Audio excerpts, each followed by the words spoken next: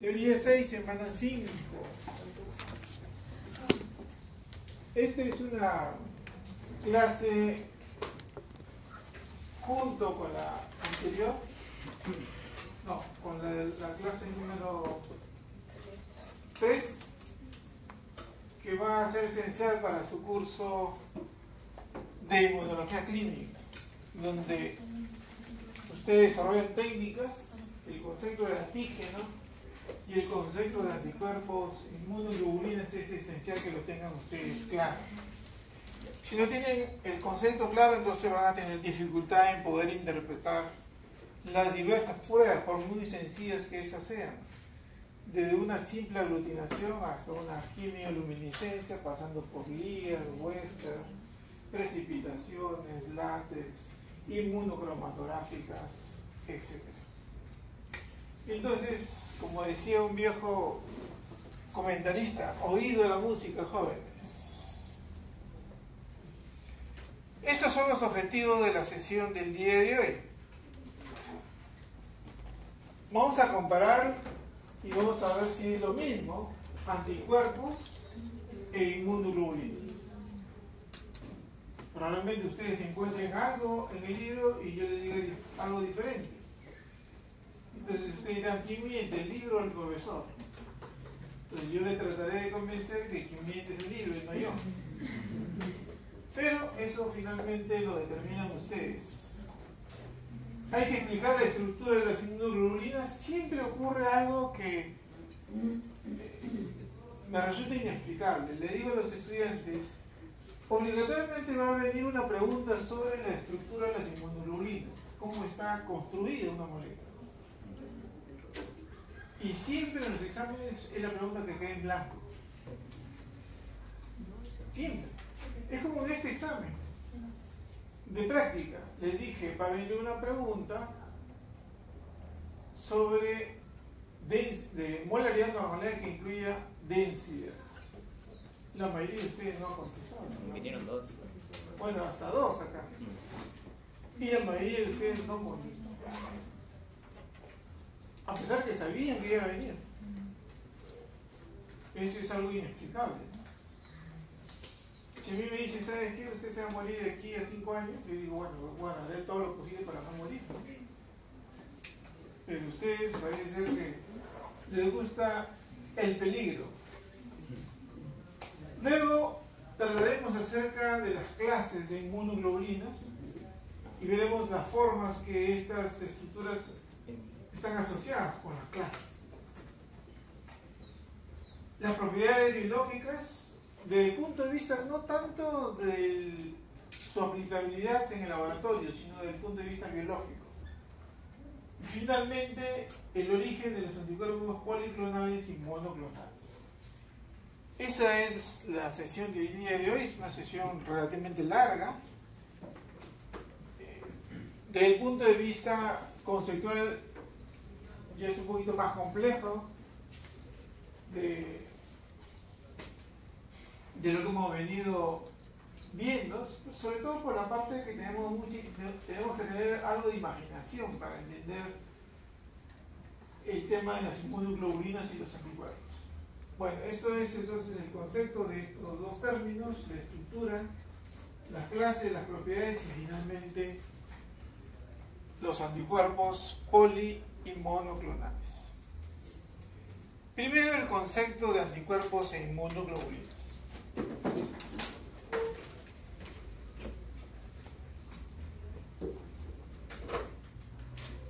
¿Qué es lo que observamos nosotros en la figura? A ver, Ramírez Luna, ¿qué observamos nosotros? Solamente describe la figura. Por ejemplo, el reconocimiento de las células con anticuerpos que se unen a los receptores del virus. Yeah. Entonces, lo que ha escrito su compañero es una función, una reacción entre el anticuerpo y, en este caso, el virus. Eso es lo que se observa ahí. Si ustedes recuerdan la clase de inmunógenos y antígenos, el inmunógeno inducía una respuesta inmune. El ejemplo era el modelo del conejo. Le inoculábamos un inmunógeno y el animal respondía frente a ese inmunógeno. ¿Y cómo lo evaluamos? Anticuerpos. Medían los anticuerpos con una prueba de Lisa. Entonces, ¿qué cosas son los anticuerpos? Ahí aparece la definición. Tenemos un individuo infectado con cualquier agente infeccioso, por ponerle la situación más común, pero puede ser frente a cualquier antígeno. Ingresa ese microorganismo y el individuo lo reconoce, hay todo un procesamiento de ese antígeno y finalmente hay una respuesta inmune, en este caso de tipo humoral. ¿Cuál es la evidencia que hay una respuesta frente a este inmunógeno? La presencia de anticuerpos. Entonces uno mira y dice, el anticuerpo responde frente, pero este anticuerpo tiene una estructura.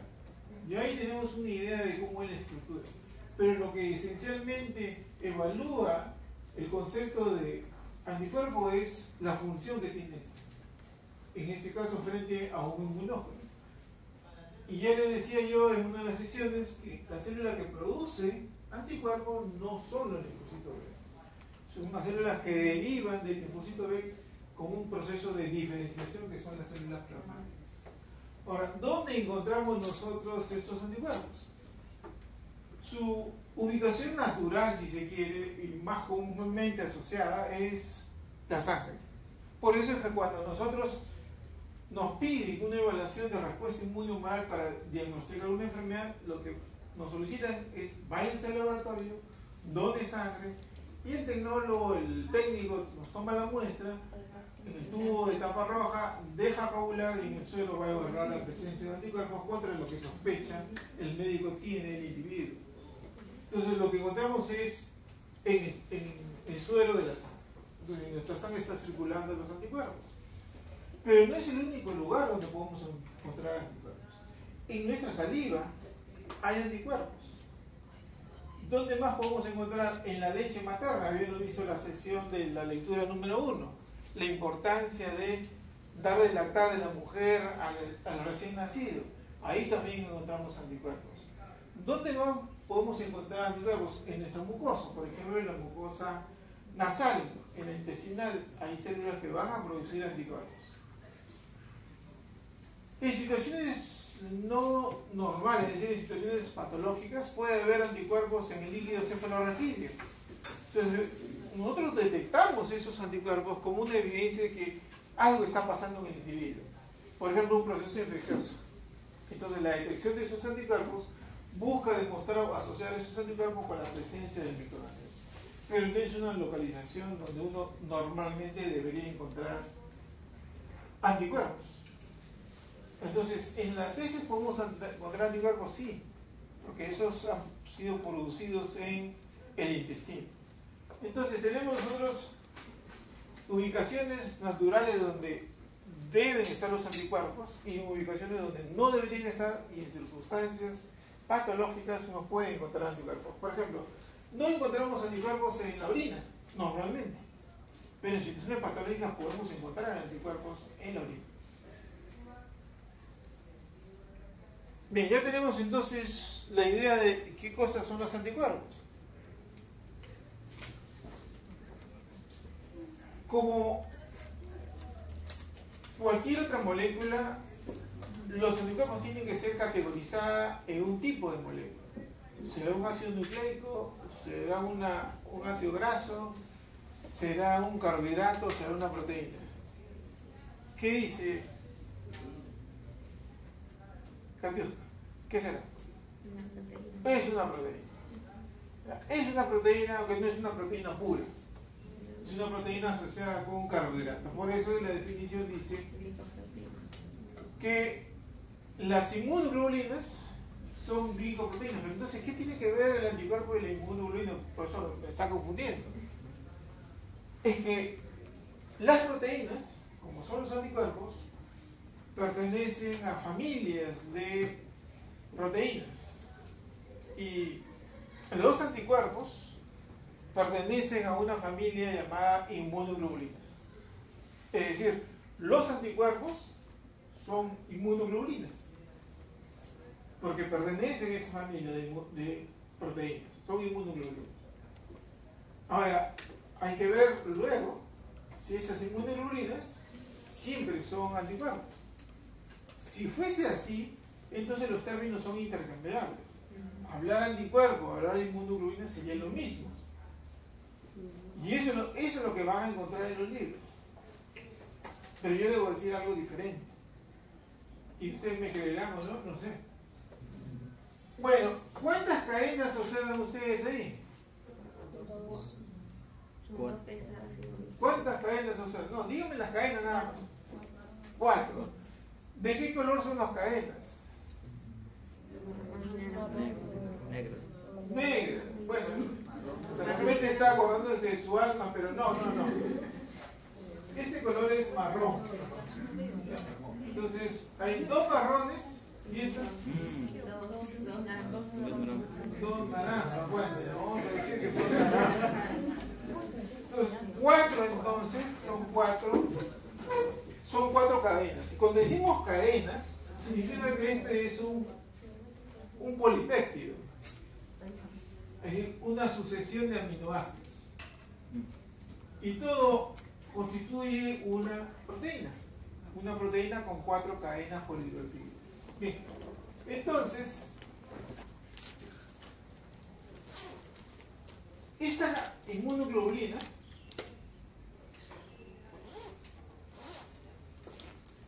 tiene 4 cadenas y ahí tiene una serie de partes que la vamos a ver nosotros a continuación. Lo importante aquí son 4 cadenas polipépticas.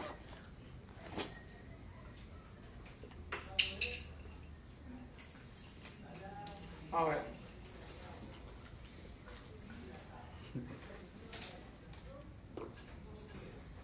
¿dónde están ubicados los anticuerpos? Entonces, para saber la ubicación de los anticuerpos, este es un trabajo de los años 30 del siglo pasado, que ya han pasado más de 90 años. Los investigadores lo que hacían era una técnica ahora ya muy conocida, que es la electroforesis. Y la electroforesis se puede hacer en papel o en gel.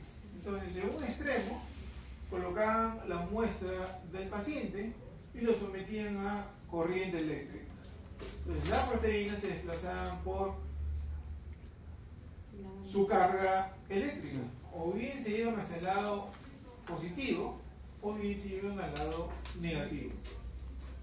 Y al final quedaba, después de colorear, quedaba esta distribución. Y luego con un trazador llamado densitómetro se construye este gráfico. Y ellos le denominaron a cada una de esas regiones de alguna forma. La proteína que era abundante, que aquí se ve como una mancha ancha, intensa, constituye la albúmina, y siempre esta albúmina se desplazaba hacia el polo positivo, siempre. Y luego aparecían 4 pequeñas elevaciones, como si fuesen pequeños cerros. Así. A esta primera, que corresponde a esta de acá, le denominaron alfa. A la segunda beta y a la tercera gamma por la sucesión de las letras griegas, alfa, beta y gamma. Y luego trataron de asociar la identidad de estas proteínas a los anticuerpos. Entonces, ¿cuál fue el experimento? Ojalá que la palabra sea suficiente. A un conejo lo inocularon como inmunógeno. Al final el animal produjo anticuerpos. Entonces, ¿qué es lo que hicieron con el suero del animal? El suero del animal lo enfrentaron, era un tubo de ensayo, con el inmunógeno. Y se formaron complejos antígeno-anticuerpo. Luego de eso, centrifugaron. Eliminaron el sedimento y se quedaron con el suero. patrones que se obtenía antes de la reacción antígeno-anticuerpo, antes de la reacción del suero de conejo con el inmunógeno. Esto es lo que encontraba. La pregunta es, después de esta reacción, la fracción que disminuía era la fracción que contenían los anticuerpos. ¿Se entiende el experimento? Último. O sea, se notaba siempre al final. A ver, tengo un conejo. Inoculo el conejo con un inmunógeno. Al término de la inmunización, el suero lo someto a electroforesis y tengo este patrón. Ese suero que me revela este patrón, lo enfrento con el inmunógeno en el laboratorio. Espero yo un par de horas, o lo puedo dejar de un día para otro, y después de la incubación, donde hay anticuerpos frente al inmunógeno, donde hay una reacción antígeno-anticuerpo, después de esa incubación se centrifuga.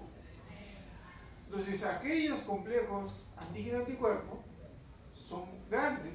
Cuando yo centrifugo, sedimentan. Y me queda en el solvente aquello que no ha reaccionado con el inmunógeno. Entonces, ese solvente lo vuelvo a someter a una electroforesis.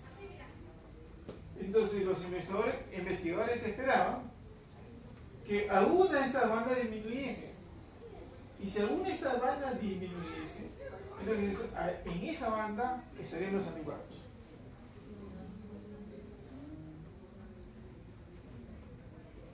Carlos, ¿entendió el experimento?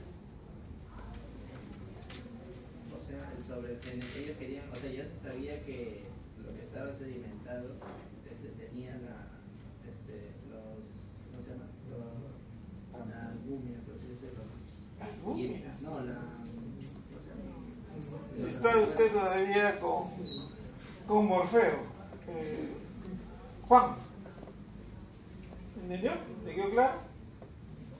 Sí, pero no entendí el porqué en la segunda tenían que encontrar en esa banda los anticuerpos. A ver, Supongo que se verían disminuidos. párense ustedes tres, por favor. Pónganse acá. Ustedes tres. Sí. Pónganse acá. Miren hacia allá. Vamos a suponer nosotros que después de esta inmunización se forman estos anticuerpos contra el inmunógeno. ¿Sí? Se formaron los anticuerpos contra el inmunógeno. ¿Está bien? Entonces, cuando corro la electroforesis, yo tengo el patrón que ustedes observan ahí en el gráfico. ¿Sí? ¿Hasta ahí está? Luego, yo tengo pues suficiente cantidad de suero, una parte me ha servido para hacer ese gráfico y luego me queda todavía suero. Entonces, a ver, Cielo, puede pararse y acercarse. Carlos, frente a Juan, usted frente a y usted Katiuska frente a. Entonces, yo leo el suero, donde están esos anticuerpos, lo enfrento al inmunógeno. Ellas representan el inmunógeno. Ellas representan el inmunógeno. Entonces, ¿qué va a ocurrir? Va a ocurrir una reacción antígeno-anticuerpo. Esa reacción de anticuerpos son estructuras muy grandes. Entonces, cuando yo centrifugo, todos esos complejos se van. Ahora tomen asiento, por favor. Es decir, cuando yo centrifugo, todo va en el sedimento. Y en el solvente ya no me quedan anticuerpos, más anticuerpos. Ese solvente es el que le vuelve a hacer una electroforesis. Entonces, si yo no tengo anticuerpos, una de estas fracciones que contienen los anticuerpos debe desaparecer o ser plana. ¿Cierto? Entonces, ¿cuál de ellos se encontraron que disminuía? La gamma. que estaba elevada y después del experimento se decía plana. Significaba entonces que en la fracción gamma estaban presentes los anticuerpos. Y por eso se determinó gamma globulinas en una época de esos anticuerpos. Pero nosotros hoy sabemos que estos anticuerpos, aquí está invertida la imagen, pero igual, albúmina positivo, la fracción gamma asociada al negativo. Lo que ustedes observan aquí en estas curvas representan los anticuerpos de 3 isotipos o clases, G, A y M. No solamente estaban en la fracción gamma, ya estaban desde alfa 1 hasta gamma. Claro, en la zona gamma estaban una mayor cantidad, pero se podía encontrar cierta cantidad en alfa 1, en alfa 2 o en beta, dependiendo del anticuerpo. Por ejemplo, IgM esencialmente beta y gamma, no ni alfa 1 ni alfa 2. En cambio, el IgA, alfa 1, alfa 2, en beta, algo en gamma. Entonces, este experimento, como dice el título, permitió identificar dónde se localizaban los anticuerpos en la fracción gamma. En la fracción gamma. Y entonces la fracción gamma se volvió el objeto del estudio de muchos investigadores durante muchos años. ¿Para qué? Para conocer la estructura de los anticuerpos. En esa época no se sabía nada de los anticuerpos, cómo estaban constituidos.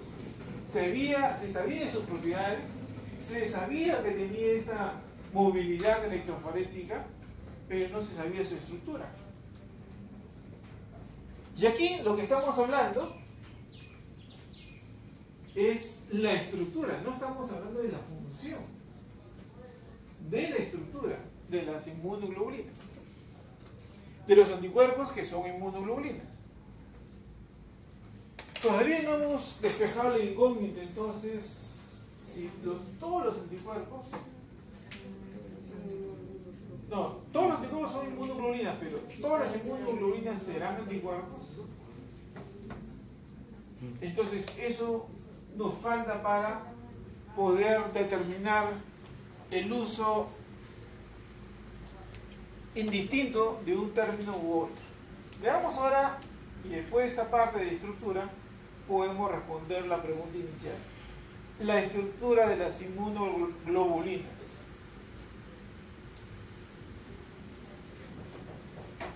Adelante, adelante.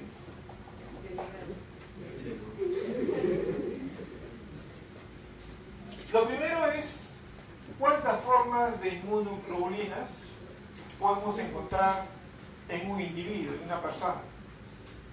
Lo habitual es encontrar la inmunoglobulina en el suero, en la leche, es decir, bajo la forma secretada. Puede ser una IgG, una IgM, etc. Pero está siendo secretada esta inmunoglobulina. Y hay otra forma que es en la superficie del linfocito B. En la superficie del linfocito B existen dos isotipos, o dos clases de anticuerpos.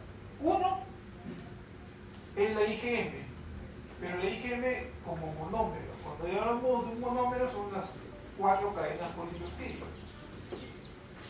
Y aquí como que funciona entonces, como una molécula receptora, que le permite al linfocito B reconocer lo extraño. Y si le permite reconocer lo extraño, ojo, oído la música, esta molécula, que es una inmunoglobulina, M, el otro isotipo es IgD, esta inmunoglobulina M, al reconocer lo extraño, tiene una función. Entonces, esta inmunoglobulina es un anticuerpo. Ese anticuerpo es una inmunoglobulina en este caso. Porque estamos hablando de la función de reconocer lo extraño y desde el punto de vista estructural es una inmunoglobulina. Aquí, esta es una inmunoglobulina desde el punto de vista de estructura. Pero si esta molécula tiene una función, entonces será un anticuerpos. Pero si esta molécula es secretada, tiene la estructura de inmunoglobulina, pero no tiene una función conocida, solamente será una inmunoglobulina y no será no será un anticuerpo. Ustedes dirán, pero ¿existe eso, profesor? Usted nos está inventando eso. Sí existe. Es como una activación. Hay un cáncer que involucra el linfocito B, se denomina mieloma.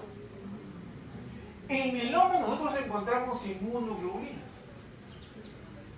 pero esas inmunoglobulinas no se conoce su actividad biológica. Por lo tanto, en ese caso, esas inmunoglobulinas no son anticuerpos. Serán inmunoglobulinas por la estructura, pero no son anticuerpos. Por lo tanto, no podríamos nosotros en general decir o usar indistintamente anticuerpos e inmunoglobulinas. Lo que sí podemos decir y afirmar contundentemente es que los anticuerpos son inmunoglobulinas. Son inmunoglobulinas en tanto la estructura, pero no todas las inmunoglobulinas, no lo podemos decir, son anticuerpos. La mayoría probablemente sí, pero hay inmunoglobulinas que no se conoce su actividad biológica, en cuyo caso son solamente inmunoglobulinas. Sin embargo, en su libro de texto ustedes van a encontrar que se usa indistintamente, lo cual está incorrecto.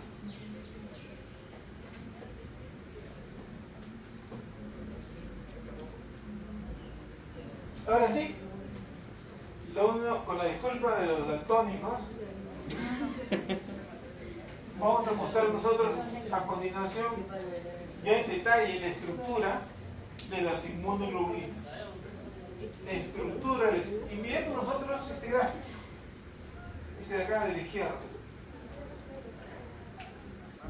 A ver, cielo, ¿cuántas cadenas o polipéptidos observa usted? 4. 2 son de color amarillo y 2 son de color verde. Los amarillos son estos más pequeños, para que no ven, y los más grandes son los verdes. Estas moléculas, estos polipéptidos, pueden ser sometidos a una electroforesis. Esos de acá, estos polipéptidos más grandes, igual. La pregunta es, si ustedes colocan, imagínense que esta es la línea de partida de la electroforesis, y aquí colocan ustedes la inmunoglobulina, no una sola molécula, sino muchas moléculas, y las han separado, porque aquí están juntas, las han separado, y ustedes tienen las cadenas, estas amarillas y estas cadenas verdes. Pregunta, Mónica, ¿cuál se desplaza más? Supongamos que la meta es la pared. ¿Cuál se desplaza más? ¿Las amarillas o las verdes? Silencio, hay una sola Mónica.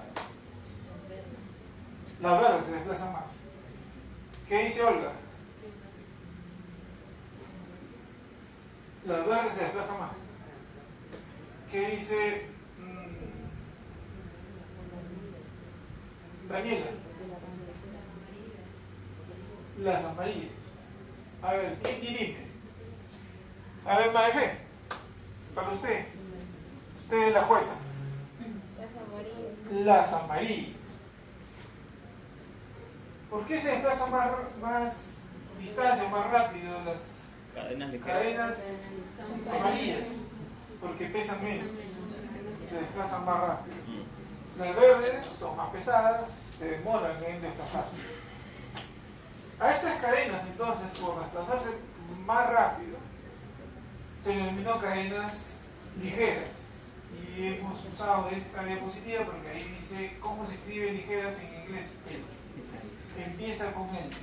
Por lo tanto, estas cadenas también se les conoce como cadena L. Y la L viene del término en inglés. Estas cadenas de color verde, como son más pesadas, son las cadenas pesadas.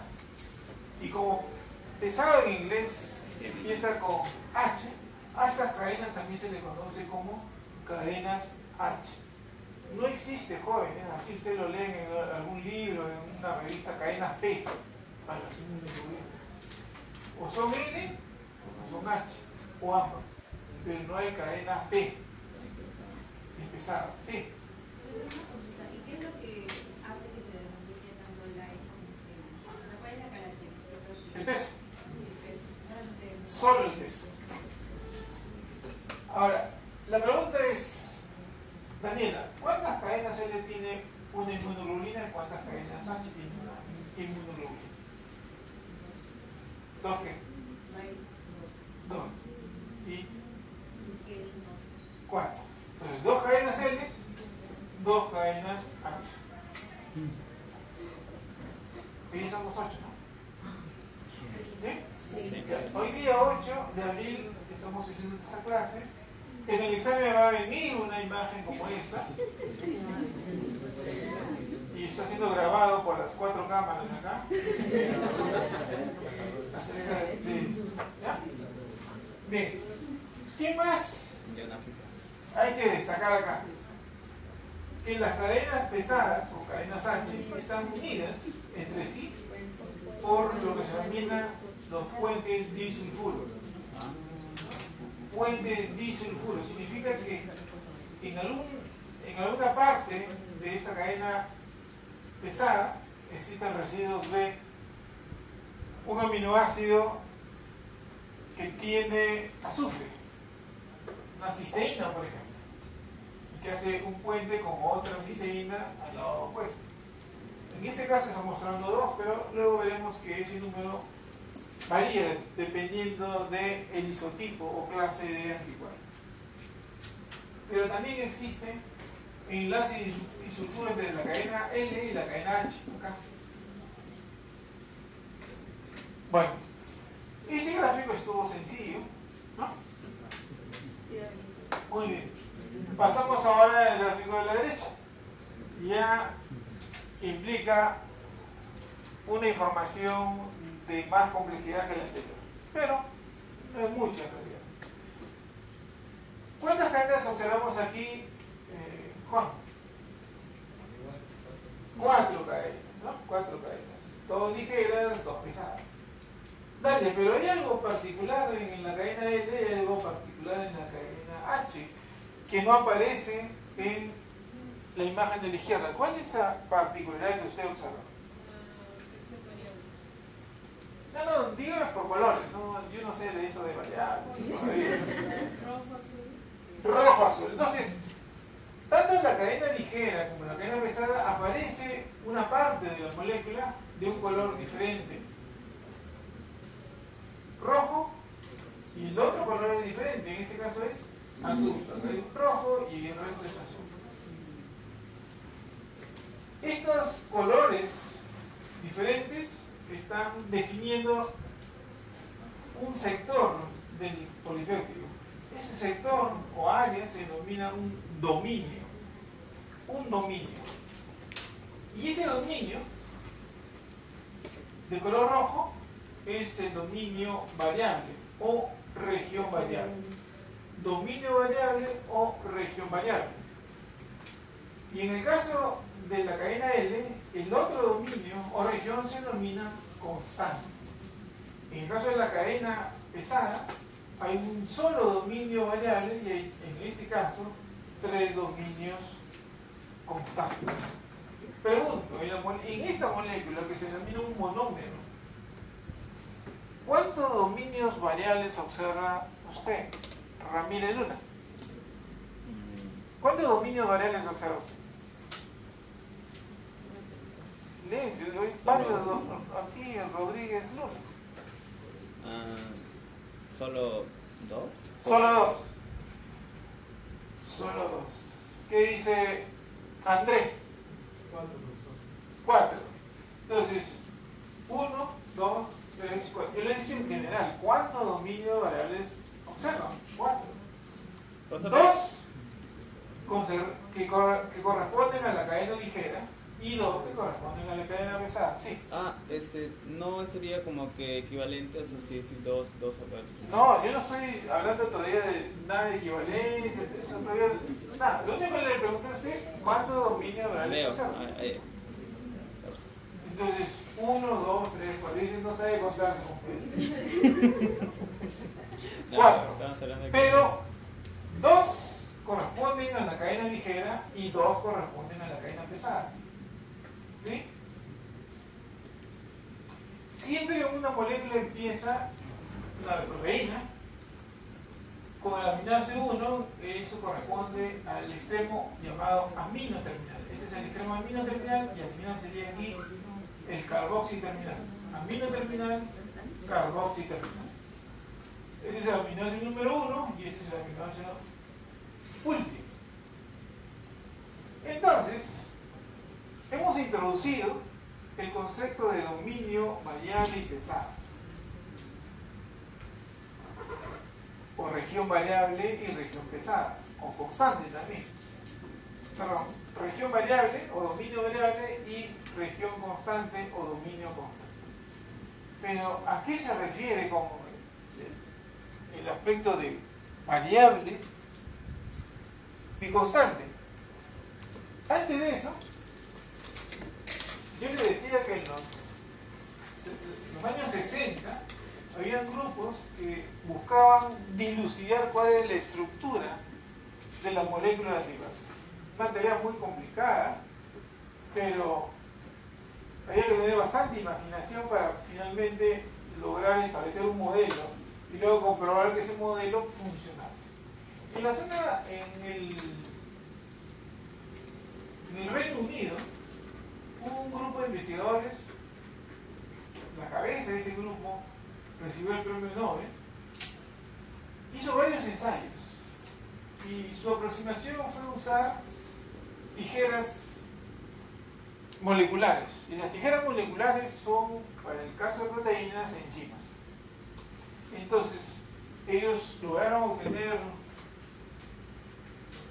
inmunoglobulinas puras, más o menos puras y homogéneas, y los sometieron a varias enzimas.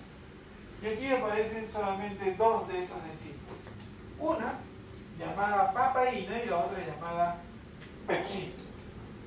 Entonces, cuando sometieron primero a papaína encontraron un resultado y cuando sometieron luego a pepsina encontraron otro resultado.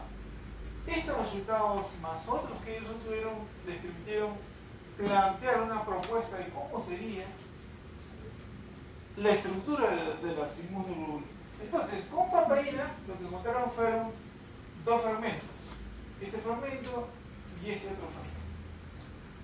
La particularidad de uno de los fragmentos, al cual eliminaron FC, era que era muy homogéneo. O sea, los aminoácidos ahí eran iguales para un isotipo determinado. O sea, yo podía tener un anticuerpo del isotipo IgG contra brucela, contra hepatitis, contra difteria, independiente de la especificidad, siempre el FC era igualito, constante. Y por lo tanto era fácilmente cristalizable. Se cristalizaba y se podía estudiar porque cristalografía de la estructura. A esa zona, o a esa región, ahí lo denominaron fragmento cristalizable. Y encontraron que este fragmento cristalizable no reaccionaba con el antígeno. Lo ponía frente al antígeno y no había ninguna reacción antígeno. En cambio, el otro fragmento que ellos encontraron, que es este de acá, este fragmento era más heterogéneo. No era fácilmente cristalizable, era muy difícil cristalizar. Pero tenía la propiedad de unirse al antígeno. A ese fragmento del fragmento que une al antígeno, por sus siglas en inglés, FAB. Por lo tanto, desde el punto de vista funcional, el corte con papaína permitió revelar 2 zonas en la molécula de inmunoglobulinas que tenían actividad de anticuerpo. El FAB, que es el fragmento, la área que reconoce el antígeno o reacciona con el antígeno, y el otro fragmento que no reacciona, que se denomina fragmento cristalizado. Algo parecido ellos encontraron con la vaccina, solamente que el fragmento FC o uno muy parecido se degradaba rápidamente. El punto de acción de la papaína era por encima del enlace disulfuro que mantenía unido a cadena pesada y cadena pesada. Por eso aquí tenían un fragmento FAP, otro fragmento FAP y el FC. En cambio, cuando cortaban con pepsina, el corte era debajo de uno de los enlaces disulfuro. Por lo tanto, todo este fragmento estaba unido. Este fragmento tenía dos sitios de unión. Cada uno de ellos tenía un sitio de unión por separado. Este fragmento, por analogía con el anterior, recibió el nombre de FAB'2. Igual, este era el fragmento que unía el antígeno y el otro fragmento no unía el antígeno. Resultado, entonces, para resumir, los estudios con enzimas revelaron que había una región o un fragmento que era capaz de unirse al antígeno y que había otro que no era capaz, al cual con el tiempo le encontraron propiedades, que luego veremos nosotros en el curso. ¿Quedó claro, jóvenes, la explicación? Más o menos. ¿Quién no le quedó claro? ¿Quién no le quedó claro? Pues yo le pregunto. No puede decir todo. Hay algo que no le quedó claro. Se supone que hay algunas cosas que deben haber quedado claras, otras por aclarar. La parte del bloque o por proteína, ahí me parece Si nosotros regresamos a la estructura, por eso le dije la tensión que deberían ustedes tener, en la molécula hay un puente disulfuro que une la cadena ligera con la cadena pesada y el puente disulfuro que une la cadena pesada con la otra cadena pesada. Y entonces, las enzimas pueden cortar a varios niveles dependiendo de la enzima que uno use. Lo que se muestra en el experimento es un corte acá, aquí y acá. Ese es con papaína. Si corta aquí y corta acá, yo voy a tener dos fragmentos. Además del que queda residual. En realidad van a ser tres fragmentos. Pero si corta aquí, debajo o entre los dos puentes de sulfuro, me va a dejar un fragmento y un segundo fragmento. Y eso es lo que se ha mostrado en la diapositiva. El corte con papaína es acá, es arriba del enlace de sulfuro. Por lo tanto, me origina un fragmento, un segundo fragmento y un tercer fragmento. Este tercer fragmento es el cristalizable y esos son los fragmentos que se unen al antígeno. Por eso que se denominan estos fragmentos que unen al antígeno.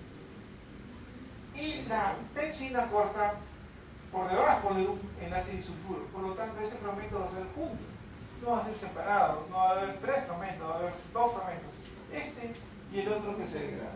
Entonces, este fragmento es muy parecido a este, pero la diferencia es que están unidos, estos dos fragmentos están unidos acá. Y este es el fragmento que se une al antígeno, y por analogía fue denominado FAB'. Profesor, ¿y su segundo fragmento en la pepsina no tiene,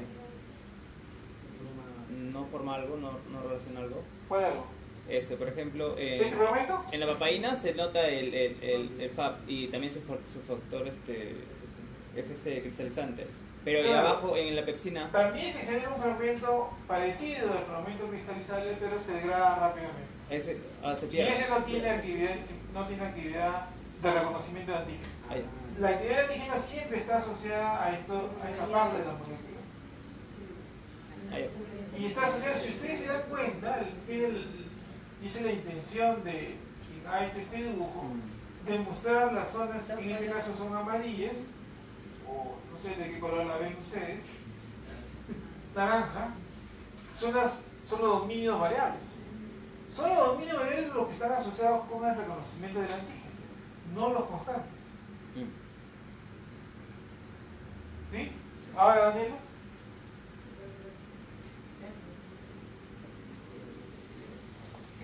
Bien, entonces, la imagen de la izquierda es lo que acabamos de ver hace un momento. El FAB y el FC. El FAB entonces está asociado con el reconocimiento del antígeno. Ahora, ¿y qué está asociado con el FC? ¿Qué propiedades? Con el tiempo se fue descubriendo una serie de propiedades asociadas con el FC. Lo que revelaba entonces en esencia que las moléculas del anticuerpo, en su integridad, en su totalidad, tenían funciones diferenciadas. Una parte para reconocer el antígeno y la otra parte asociada con propiedades, por ejemplo. Les adelanto dos propiedades de las varias que tiene el FC. Una es ese dominio, en el caso de las IgG, ese dominio CH2, es el dominio que va a interactuar con un conjunto de proteínas llamada complemento. Va a haber una clase en la cual vamos a recordar nuevamente este concepto. Este dominio entonces interactúa con la proteína y complemento. Y tan importante es esto, es que no todas las moléculas de anticuerpos van a interactuar con el complemento. Solamente existen dos clases de anticuerpos que interactúan con la proteína y complemento, IgG y IgM. Esa es una propiedad entonces asociada al FC. ¿Cuál es la otra propiedad? De que este CH3 de las IgG van a ser reconocidos como un receptor de los fagocitos. Entonces imagínense que yo soy un anticuerpo y he reaccionado con el antígeno. Entonces mis pies son el FC. Entonces viene luego un fagocito, reconoce el FC con mis pies y va a englobar el antígeno. Lo va a endocitar. Y eso es parte del proceso de endocitosis. Una de las manifestaciones es la fagocitosis.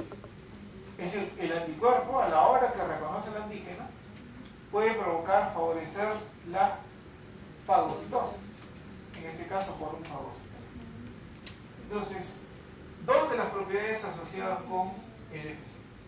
Pero lo que ahora nos interesa a nosotros es discutir acerca de esta unión entre el antígeno y el anticuerpo. Y aquí tienen ustedes en el lado derecho ampliada la zona de reacción de los dominios variables de la cadena pesada y la cadena ligera con el antígeno.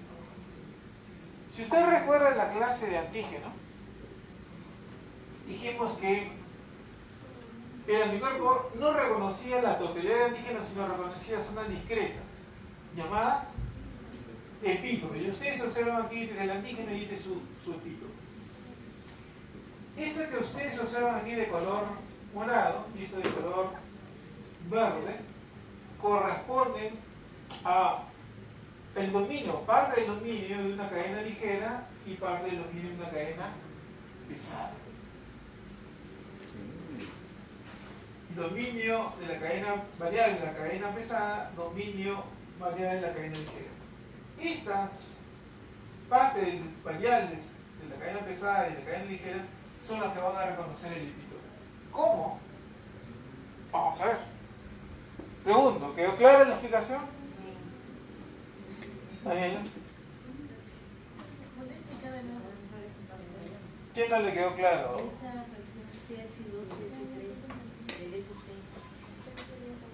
Estas, las cadenas ligeras, la nomenclatura es cadena ligera, cadena L. Dos dominios, el dominio variable es B, L. B de variable, L de ligera. Esta cadena ligera tiene un dominio constante. C de constante, L de ligera. Es decir, si yo le pido a usted identifique bajo la nomenclatura internacional de una cadena ligera, usted colocaría BL más CL. Variable ligera, constante ligera. La cadena pesada, en cambio, tiene un solo dominio variable, que se simboliza BH, y en el caso de la inmunoglobulina G, tiene 1, 2, 3 dominios constantes. C de constante, H de pesado, y como son 3 dominios para poder diferenciarlos, lo denominan 1, 2 y 3. Entonces, si yo le pido que identifique una molécula pesada bajo la nomenclatura internacional, usted podría BH más CH1 más CH2 más CH3. Ahora, yendo a su pregunta entonces, en el caso de IgG hay un dominio constante llamado el CH2 que está asociado con interactuar con la proteína de complemento. Y esa interacción es importante para iniciar la activación de las proteínas de complemento, como veremos en una clase dedicada a complemento. Y CH3 es otro dominio que va a interactuar de la molécula de inmunoglobulina que va a interactuar con el receptor en el fagocito. El fagocito tiene un receptor para CH3. Y esa interacción va a estimular la fagocitosis.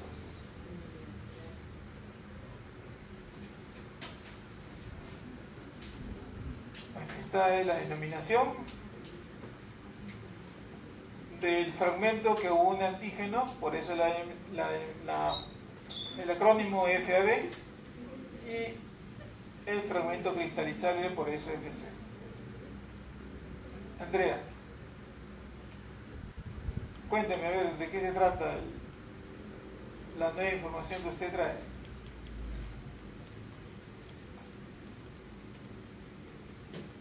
Nosotros hemos dicho desde el inicio del curso que los anticuerpos son moléculas que revelan una alta especificidad en su reconocimiento del antígeno. Y esta imagen ya es conocida por ustedes, lo vimos en la primera sesión, y probablemente ahora la van a ver con otros ojos. Ustedes tienen aquí representados 6 antígenos, formas diferentes, colores diferentes, casi para una clase de inicial. Y tenemos aquí la molécula de anticuerpo. Cadena ligera, cadena pesada. Dominio variable, dominio constante, dominio variable, dominio constante. Entonces, dentro del FAB, ¿cuáles son los dominios que interaccionan con el antígeno? Los dominios variables, ¿no? Estos que están en amarillo. Pero ¿qué más hay aquí? ¿Qué más nos revela este gráfico desde el punto de vista didáctico? De que esta molécula, de entre todo el universo de antígenos que se le ofrecen, o con los cuales puede en algún momento interaccionar, solamente va a reaccionar con uno de ellos, con este. ¿Por qué reaccionaría solamente con este? Por el modelo llave separadora.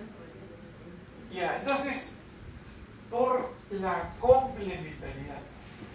Como decía Katiuska, el modelo de llave de cerradura se aplica también, no solamente, si usted lo recuerda, en enzimas sustrato, también se aplica en la reacción antígeno-anticuerpo. Este antígeno tiene complementariedad por ese anticuerpo, o el anticuerpo tiene complementariedad por el antígeno. Tiene que haber un encaje perfecto para que haya una reacción. Si es de un color diferente, de una forma diferente, es decir, no hay complementariedad, o la reacción es muy débil o no se da. Ese es el concepto clave para entender la especificidad. ¿Por qué yo, vacunado con el toxoide diftérico, mis anticuerpos solamente son capaces de interaccionar con la toxina diftérica y no con la toxina tetánica? Yo no voy a pretender vacunarme contra difteria y estar protegido contra tétanos. ¿Por qué? Porque mis anticuerpos contra la toxina diftérica solamente son complementarias contra esa toxina y no contra otra toxina, a menos que las otras toxinas tengan similitud con el antígeno. Pero si no tienen similitud, no hay reacción. Y ahí está la característica de especificidad de la respuesta inmune. Entonces, si nosotros queremos estar protegidos contra un agente determinado, que es para el cual se tiene vacunas, tenemos que vacunarnos contra él. ¿Cuándo podemos nosotros prescindir de ello? Si mis antígenos pero que vienen de un agente o de otro agente son similares, que es algo muy raro. Entonces, ahora veamos nosotros un concepto adicional.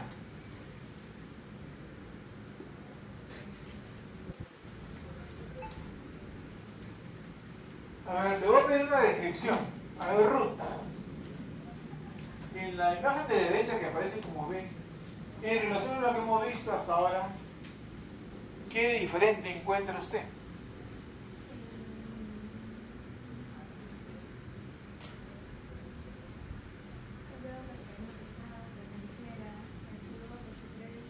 ¿Qué es diferente, Ruth?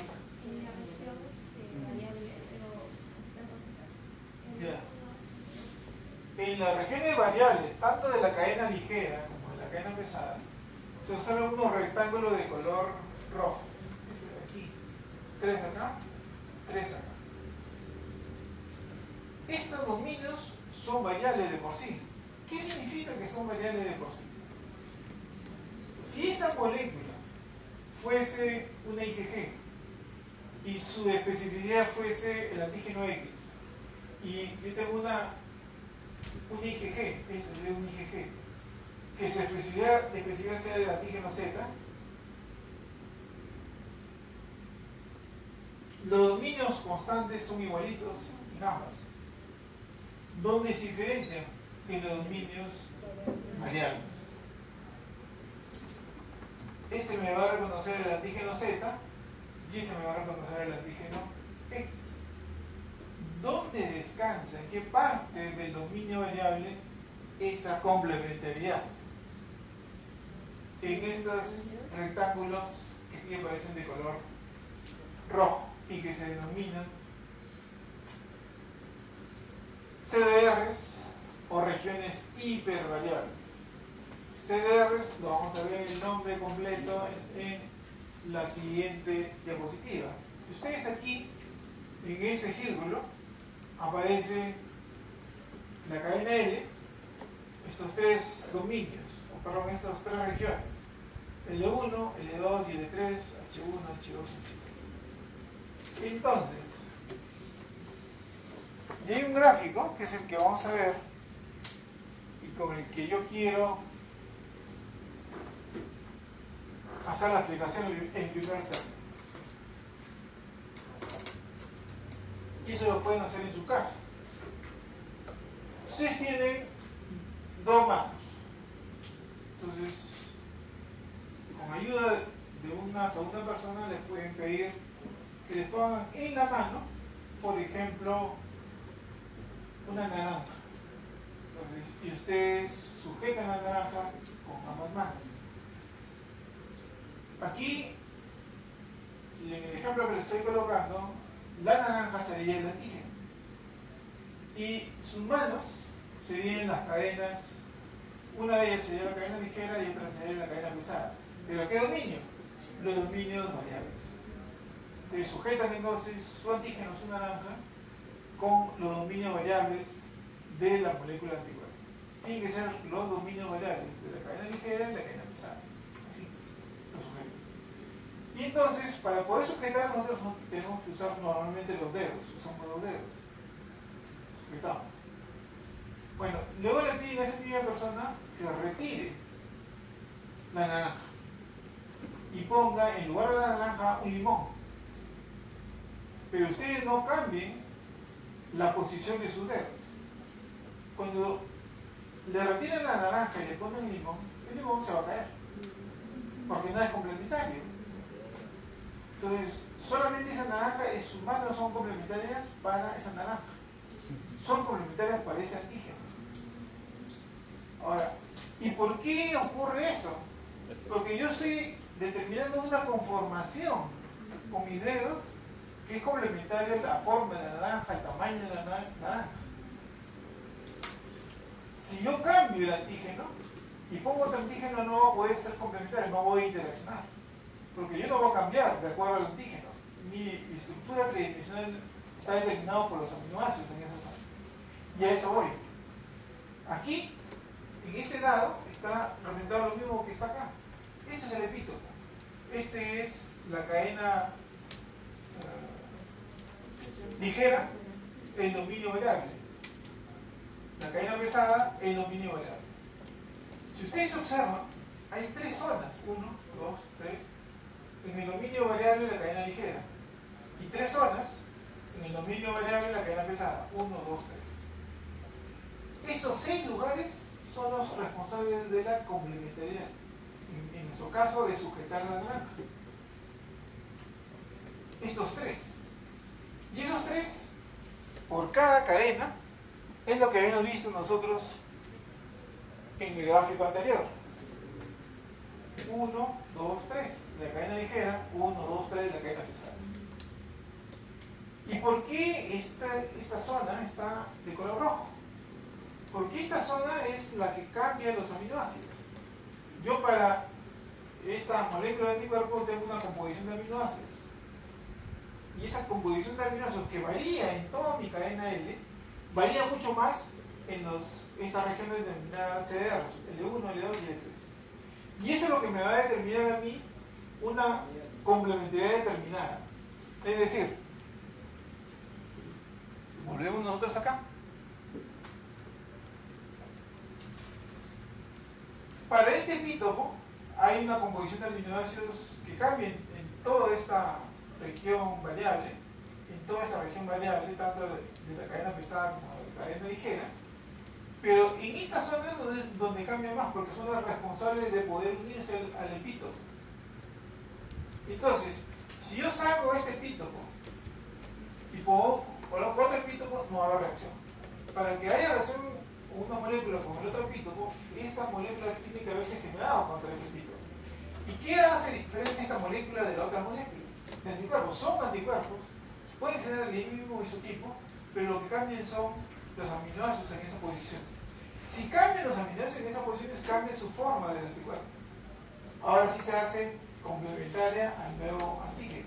Entonces, cada antígeno va a provocar la formación de un anticuerpo que tiene una composición única, aminoácidos sobre todo en esas zonas, en esas regiones. Esas regiones son las que denominan CDRs, del inglés, regiones que determinan complementariedad, y que antiguamente se denominaban regiones hipervariables. Entonces, aquí en resumen, yo tengo 3 antígenos, tengo 3 moléculas de anticuerpo, esta es complementaria a este antígeno, por lo tanto,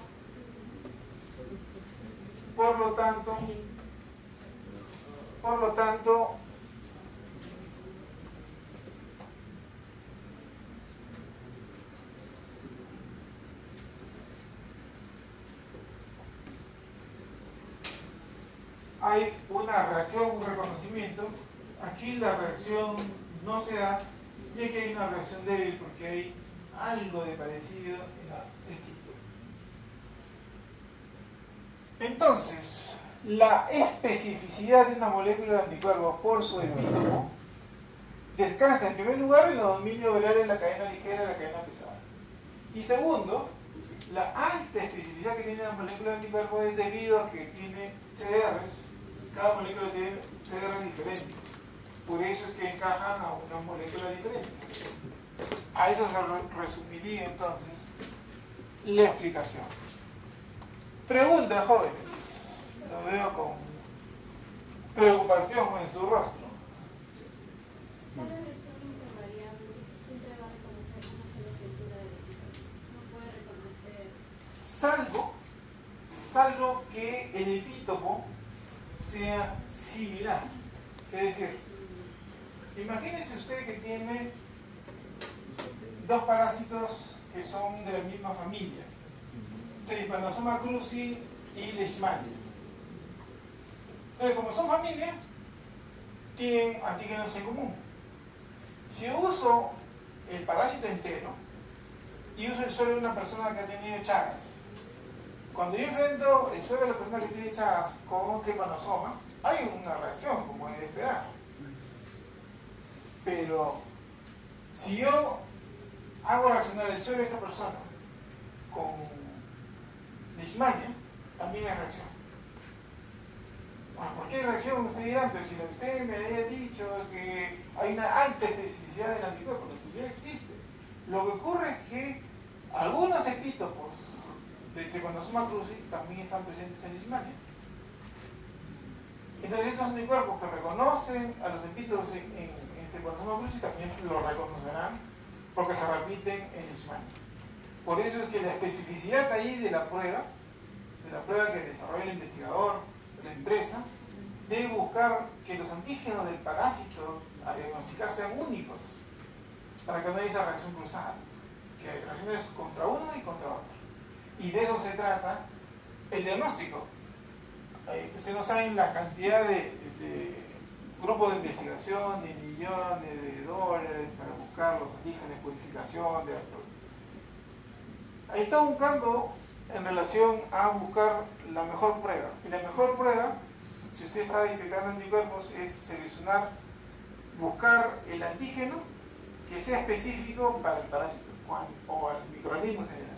Cuando esto no es específico, los anticuerpos de una persona no solamente van a reconocer a ese epítopo, sino pueden reconocer a otros muy similares en otra enfermedad, y eso es lo que origina el problema de la interpretación de las pruebas serológicas. La llamada reacción cruzada, de que el individuo tiene otra enfermedad, pero al ser enfrentado en el laboratorio con otro antígeno, da reacción, y el médico puede llevarse la impresión de que tiene de otra gente y no el que realmente está causando. Entonces, en resumen, si estos antígenos, esos epitopos, son parecidos, como usted lo ve aquí en este caso,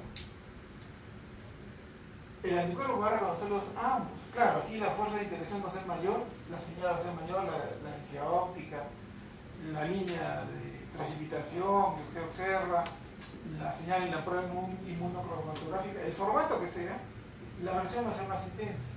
Y aquí va a ser mucho menos intensa. Pero aquí puede haber una confusión.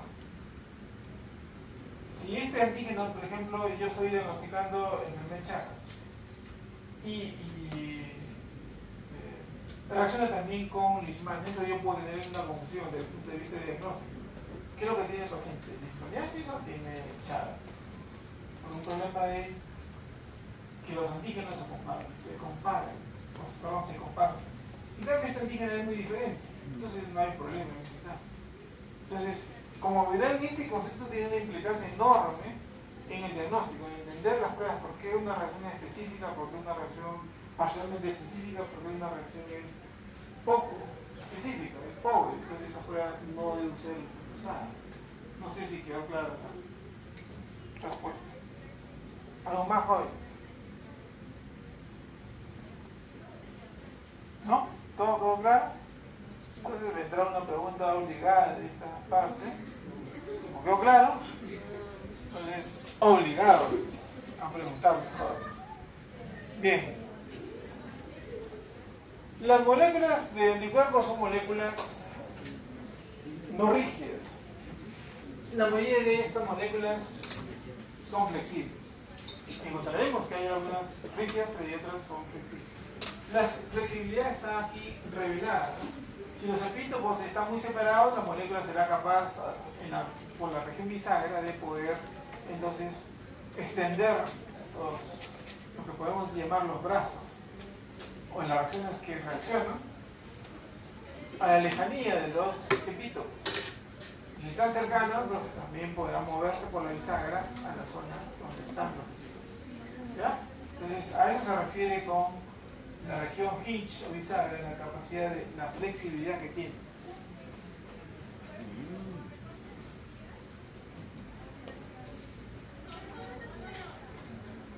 Los isotipos o clases. O sea, si usted le dice un isotipo, se refieren a las clases de anticuerpos. En el humano se reconocen 5 clases. A, si vamos por orden alfabético, A, D, E, G y F. 5 clases. Ahora, si nosotros miramos aquí en esta gráfica, son iguales. ¿Qué es la diferencia? De que uno está de un color azul y otro está de un color rojo. ¿Y dónde está el color azul? En los dominios constantes de la cadena pesada. Entonces, ¿cómo yo diferencio dos moléculas que estructuralmente son similares en la composición de aminoácidos de sus dominios constantes de las cadenas pesadas.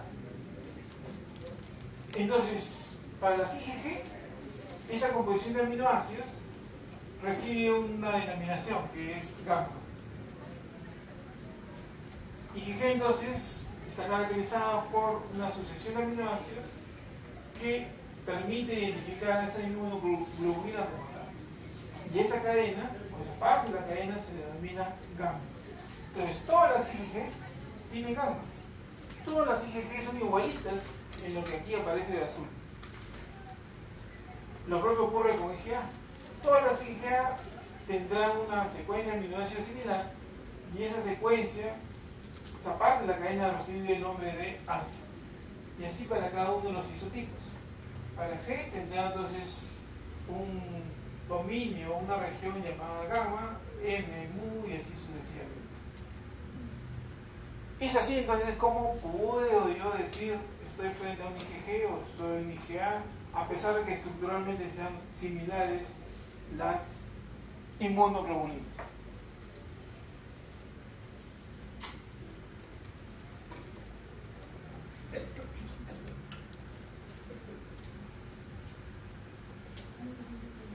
En esta gráfica es importante mirar los colores. Los colores. Aquí tenemos una inmunoglobulina en la superficie de una célula, en el linfocito B, las dos cadenas ligeras, las dos cadenas pesadas, los dominios variables de un color, los dominios constantes de otro color.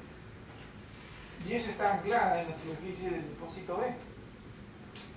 Entonces lo que hay que prestar atención es si ya no está anclada, si es secretada y si los colores cambian.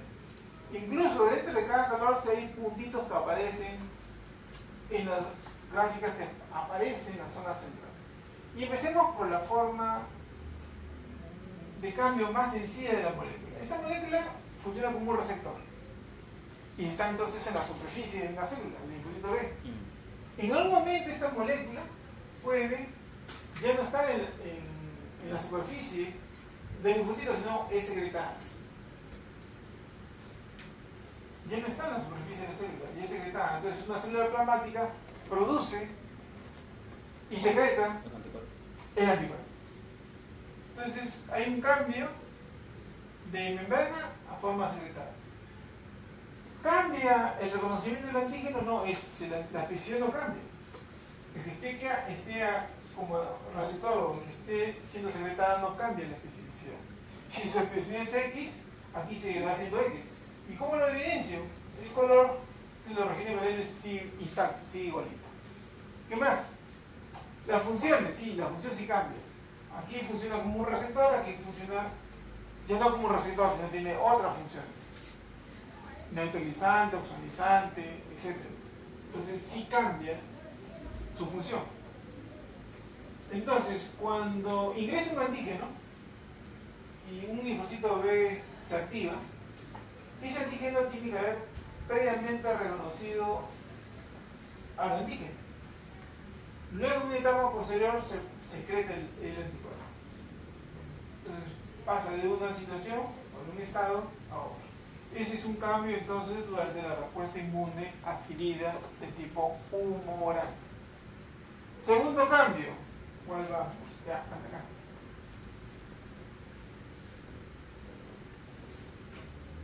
Cuando hay una respuesta inmune, y ustedes deben recordar,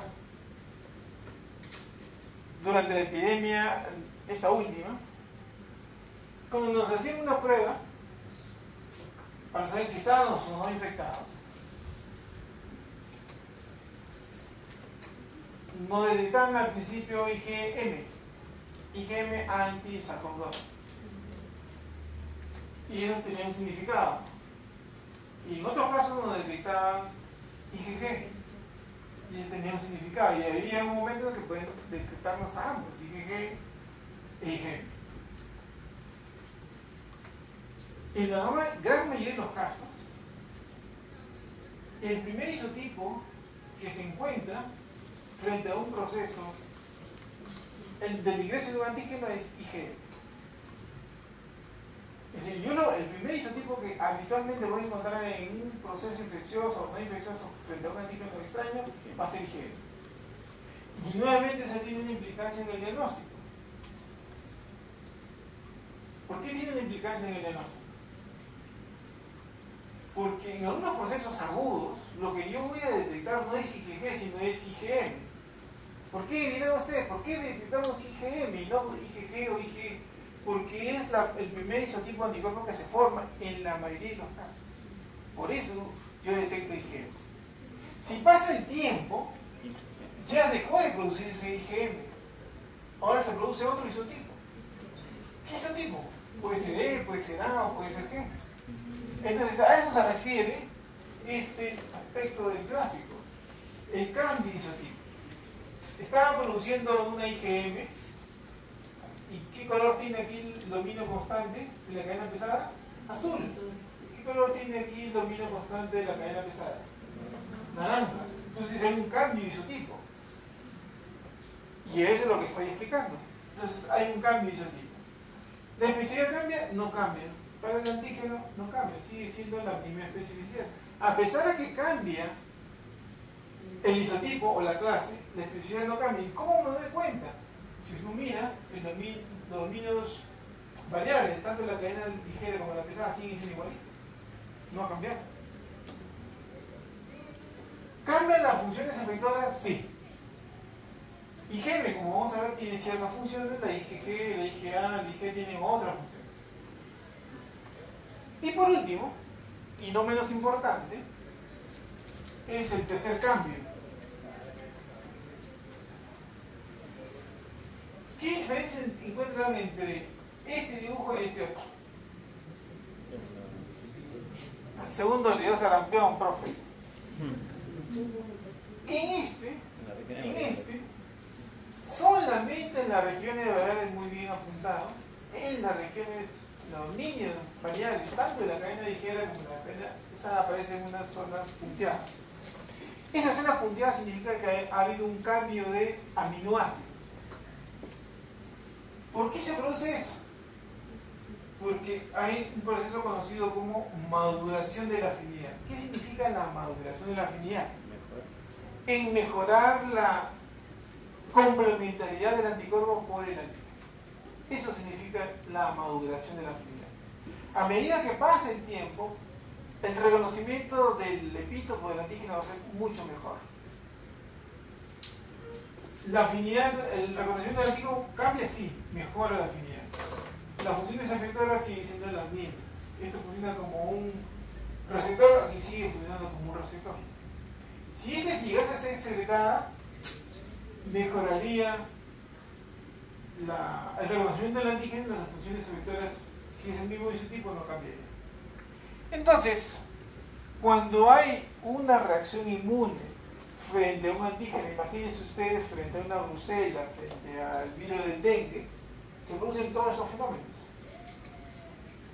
Se pasa de la forma de receptor a segregada, cambio de isotipo y hay una mejora de la afinidad. Eso tiene una relevancia desde el punto de vista de protección del individuo, pero si lo queremos llevar a un tema práctico, en la parte diagnóstica también tiene una implicancia en el diagnóstico. Pregunta, Fabio.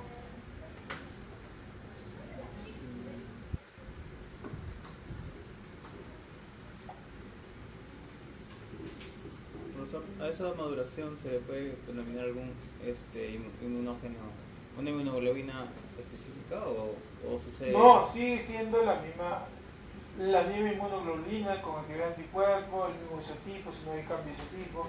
Lo que mejora es la calidad de su reconocimiento del antígeno. Nada más. Bueno, que es bastante en realidad. Sí. Y también tiene una implicancia en el diagnóstico. ¿Cuáles cambios serían? ¿Cuáles cambios serían? ¿Cuál? A ver, les pongo un ejemplo práctico. Y el ejemplo es de una infección infección en una mujer gestante.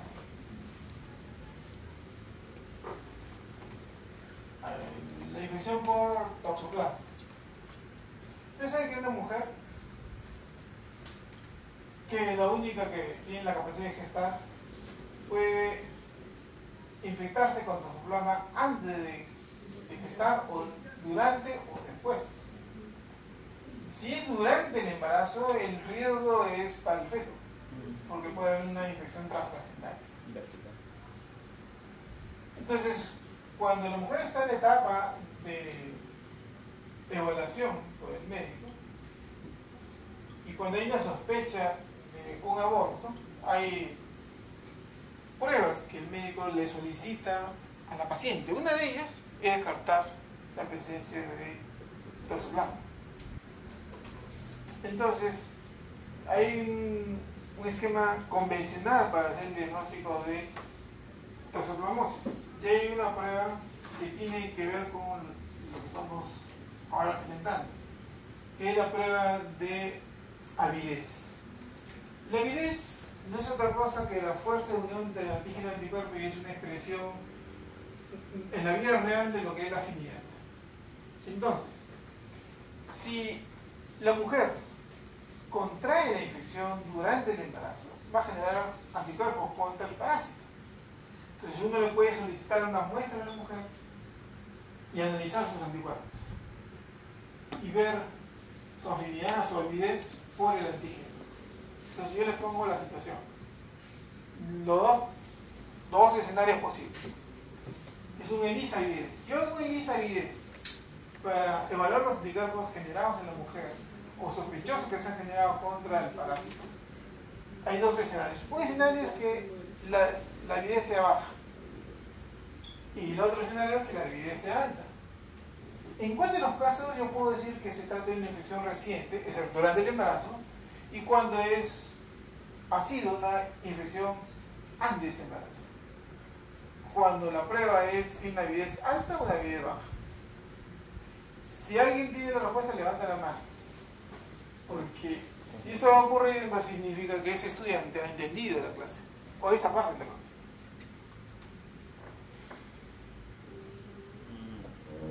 Levanten la mano y hablan, no hablen todos a la vez.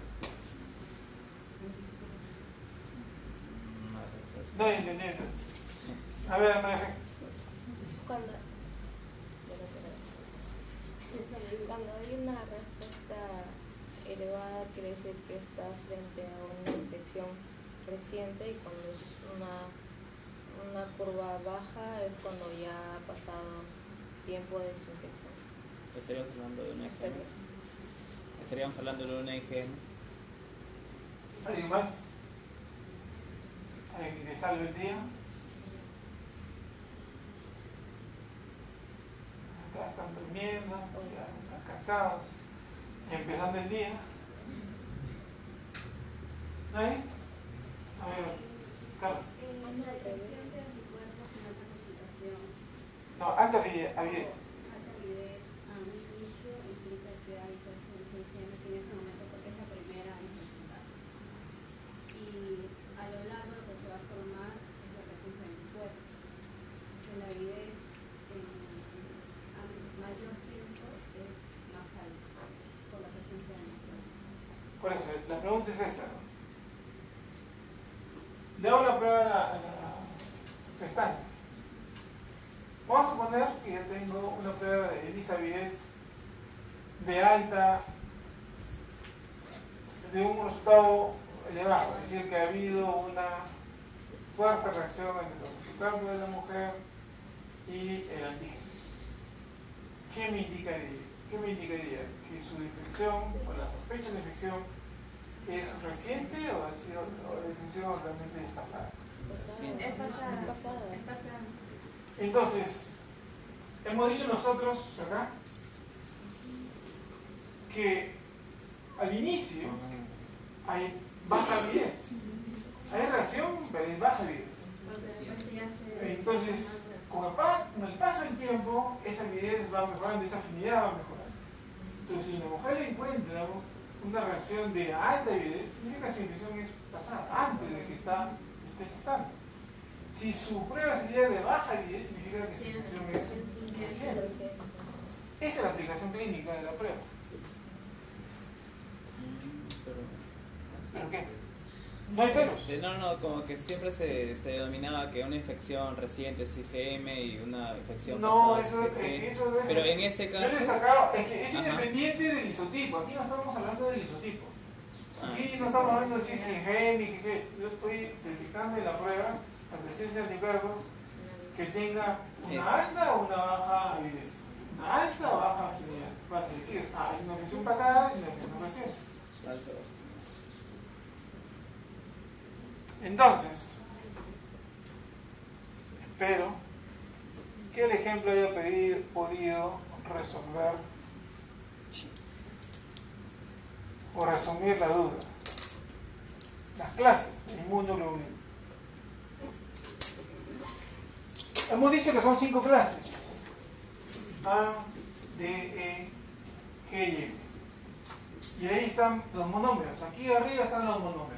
Ya hemos dicho que un monómero está constituido por 4 cadenas polipeptídicas. 2 ligeras, 2 pesadas. Todos tienen más o menos lo mismo, muy parecido, pero hay 2 que se diferencian. A ver, ¿quién me dice las diferencias? A ver, Mary que está desayunando ahí atrás. A ver, ¿qué diferencias encuentra usted acá? Entre ellas, ¿no?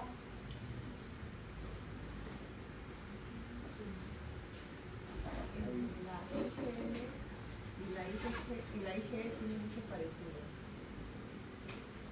Yo le he pedido diferencias. La cantidad de esas bolitas.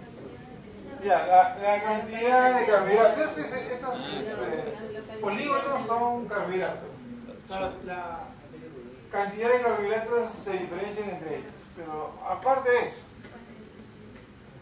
los puentes y sulfuro.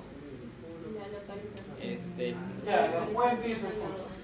El tamaño del fragmento cristalizado. Entonces, bien. 1, IgM e Ig no tienen bisagra. 2, No creo que lo flexible. IgM e Ig tienen CH1, CH2, CH3, CH4. 4 dominios constantes de la cadena pesada. El resto tiene CH1, CH2, CH3, tiene 3. Entonces, esa es la otra diferencia a nivel estructural entre los monómeros. Pero esta IgM es monomérica solamente como receptor, pero cuando se secreta es pentamérica. Pentamérica, es decir, está constituido por 5 monómeros. Si cada molécula de anticuerpo tiene 2 sitios de unión, y los 2 sitios de unión tienen que ser los mismos, ¿cuántos sitios de unión tienen la IgM? 10, ¿no? Porque 2 por 5 son 10. ¿Sí? Hay una cadena, está aquí morado, la cadena J, que contribuye en el proceso de polimerización de los monómeros. Tienes un monómero y ahí tienen 4 monómeros más, total 5 monómeros. Están unidos por enlace disulfuro. Esta estructura también es importante en la parte del diagnóstico. Todavía hay una prueba antigua, ustedes deberían hacerlo, ojalá que la hagan. Una prueba llamada de 2-mercaptoetanol para el diagnóstico de brucelosis. En esa prueba, 2-mercaptoetanol para brucelosis. En esa prueba se emplea un reactivo que rompe los enlaces de sulfuro de IgM de estar presente en el paciente. Entonces, ustedes deben recordar para el otro curso de esa estructura.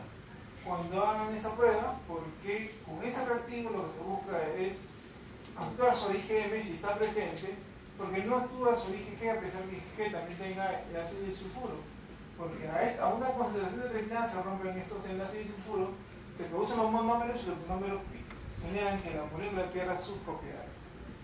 Y la detección de esa prueba tiene valor diagnóstico, asociado con otra prueba de aglutinación. Pero bueno, lo que quiero rescatar a ustedes es que en cada paso que estamos viendo varias implicancias del diagnóstico. Por eso ustedes tienen que tener bien claro los conceptos que estamos aquí transmitiendo o discutiendo con ustedes. La otra molécula que puede presentarse no como un monómero, sino como un dímero, ya lo han visto ustedes en su lectura número 1, es la inmunoglobulina A, que normalmente en las zonas de mucosa se presenta como un dímero, a veces excepcionalmente como un trímero. Y aquí ustedes observan nuevamente la cadena J, 2 monómeros, por lo tanto los sitios de unión serían 4, y esta cadena llamada componente secretor, le confiere resistencia frente a proteasas producidas por protozoarios o por bacterias.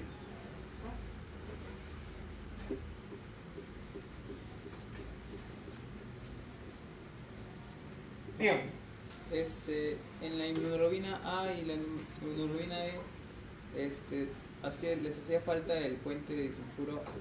¿Lo consideraríamos como una molécula flexible? No. M y E son rígidas. No se pueden mover.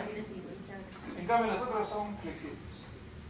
La falta de la zona bisagra les quita la flexibilidad.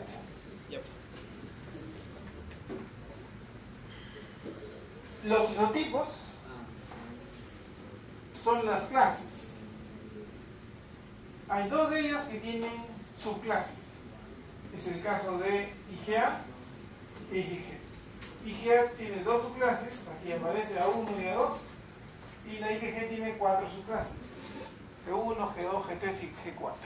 Nuevamente, el hecho de las subclases tiene relevancia desde el punto de vista biológico, es decir, desde el punto de vista de protección, pero también desde el punto de vista del diagnóstico de laboratorio. Las cadenas ligeras de cualquiera de estos isotipos pueden ser kappa o lambda. O tiene kappa o tiene lambda, pero no pueden tener una parte de la molécula una kappa y en la otra parte una lambda. Eso no existe en forma natural. En el laboratorio no puede producir un híbrido, pero en forma natural o bien son kappas o bien son lambdas para cualquier isotipo.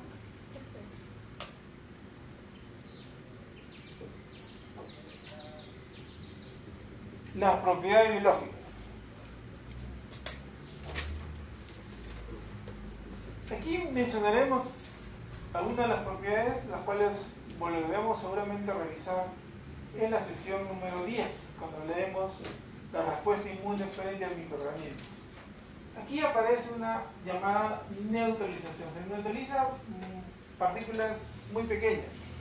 Un virus, por ejemplo, o una toxina, evitando que la toxina o el virus se interaccione con el blanco y pueda ingresar a la célula objeto de esa partícula.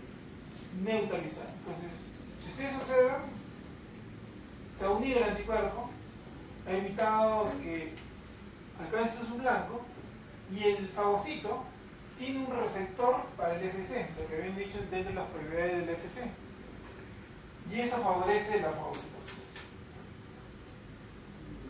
Miren, el anticuerpo en ningún momento ha destruido la toxina, la proteína, el virus, no, lo han neutralizado.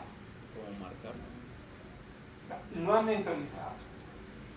Luego aquí tenemos un antígeno ya mucho mayor, una bacteria completa, por ejemplo, un protozoario completo. Y aquí el anticuerpo también se ha unido a ese antígeno. Lo ha, se dice, opsonizado, lo ha recubierto, lo ha vuelto apetecible al fagocito.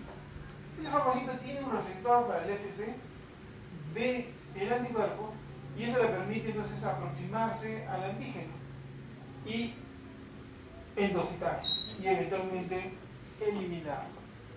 Miren cómo el anticuerpo contribuye en el proceso de protección, pero sin destruir directamente.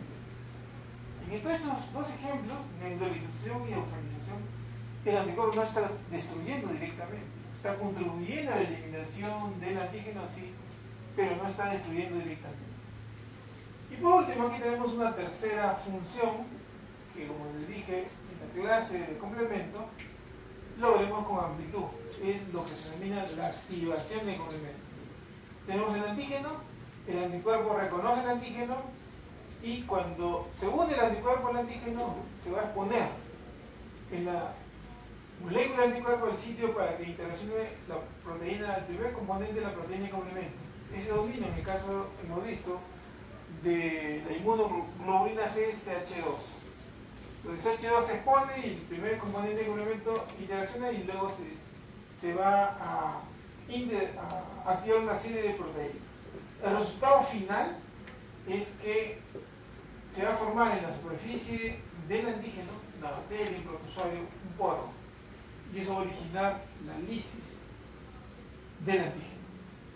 En los tres casos, y en todos los casos, y lo que quiero que quede bien claro, el anticuerpo no tiene una actividad de destrucción directa. No es la bala mágica que rompe, destruye, sino una serie de eventos, de procesos biológicos que contribuyen con la eliminación de los antígenos. Profesor, ¿qué pasa con esos anticuerpos? Por ejemplo, al momento que son fagocitadas, ¿también son destruidas? Claro, por supuesto, los anticuerpos Y son eliminados, y lo que hace la célula es aquello que puede reciclar, lo recicla, aquello que no, lo elimina. En el caso de la activación del complemento hay una destrucción también total, masiva. Del antígeno, sí, cuando es efectivo hay una destrucción del antígeno. Pero recuerden, aquí un mediador es el anticuerpo, quien destruye no es el anticuerpo.